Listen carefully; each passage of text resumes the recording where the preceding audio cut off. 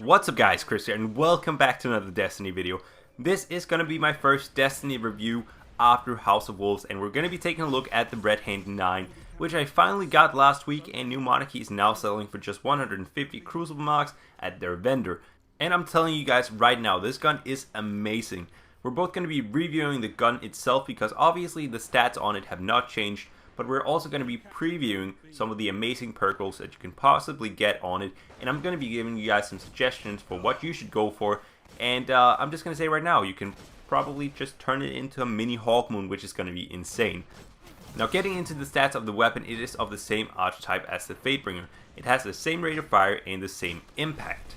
So basically, the impact is lower than Timber Slash, and the fire rate is slower than the Word of Crota. This is my favorite hand cannon archetype personally, and I quite like it. In terms of shots to kill in PvP, it'll take 3 to 4 shots to kill, and you only need 1 headshot to get a 3-shot kill. So it is very consistent. The range is quite poor, but because Crucible maps are generally speaking quite short range, you don't really notice the range not being very good. The stability is also great, being the best of any legendary hand cannon at base. The reload speed is pretty slow, but luckily you have a really nice magazine size at 10, which is quite good for a hand cannon. You can even buff this up with extended mags, I believe, after House of Wolves. So to sum this gun up in a few words, it is a workhorse for PvP. I'd say it's the best legendary PvP hand cannon. It's pretty unspectacular, but very effective and very consistent. The stability is great, the mag size is great, and it's a worthy Hawkmoon replacement, I'd say.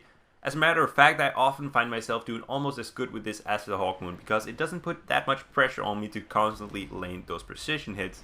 I can just lane one headshot and just focus on body shots from there on, which means it's extremely consistent, and I don't find myself missing a lot with it like I sometimes do with Hawkmoon because it's put so much pressure onto myself to hit the headshots. So that's quite good if you're just getting used to using a hand cannon in PvP. You can just focus on landing one headshot and focusing on body shots from there on.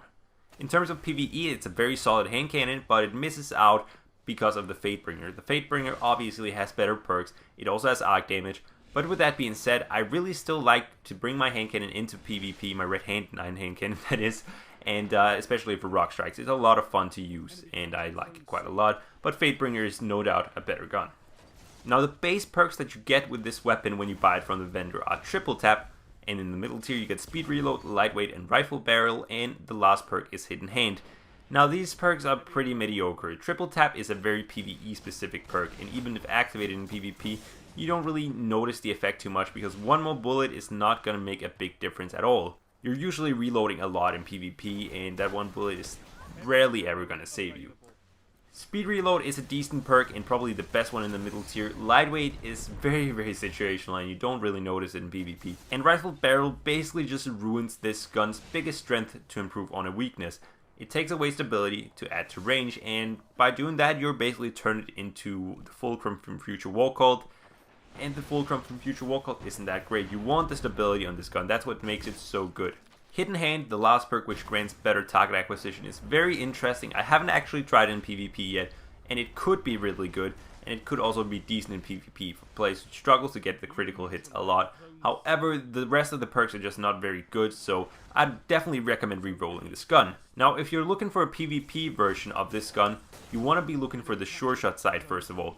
This side grants you better target acquisition, which is always great in PvP. In the perk 1 slot, there are a few interesting things you can get. You can get Icarus, granting you better accuracy while in the air. You can get Hot Swap, granting you better accuracy just after a weapon swap. You can get Final Round, which will grant you 33% extra damage on the last round, which is very useful. And then you can get Send Moment, again improving the accuracy.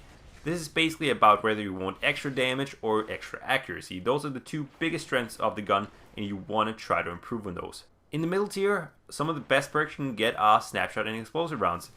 I'd say don't go for any other attachment, not even the plus-minus attachments, what you want to call them. Snapshot and Explosive Rounds are by far the best ones here. Explosive Rounds will really disorient your enemies, and Snapshot will just help you aim in that much quicker, which is always nice. In the perk 2 slot, there are 2 perks that stand out to me, and that is Hidden Hand and Lock in the Chamber. You can basically turn this gun into a mini Hawkmoon with Final Round, Braced Frame, and Lock in the Chamber. That way you'll have 2 rounds in the magazine dealing extra damage, and Braced Frame will take your magazine size down very slightly to 8, I do believe.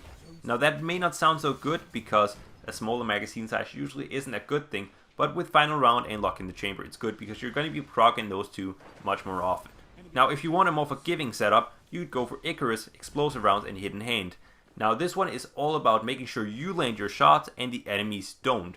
So this could potentially be better, but it's not going to be as melty as the other one. But it's going to be much more reliable, that's for sure. Personally, I'll probably go for the more forgiving one, simply because turning it into a mini Hawkmoon is not something I want. If I want to use a Hawkmoon, I'll go for the Hawkmoon. And if I don't want to use the Hawkmoon, I won't go for the Hawkmoon. And it's not that it's going to be bad, you know, it's going to be capable of 2-shotting. I looked that up, and it's going to be doing exactly 200 damage with just one lock in the chamber bullet, which is amazing, it really is. But on this hand cannon, I just prefer the consistency over the randomness, so to speak.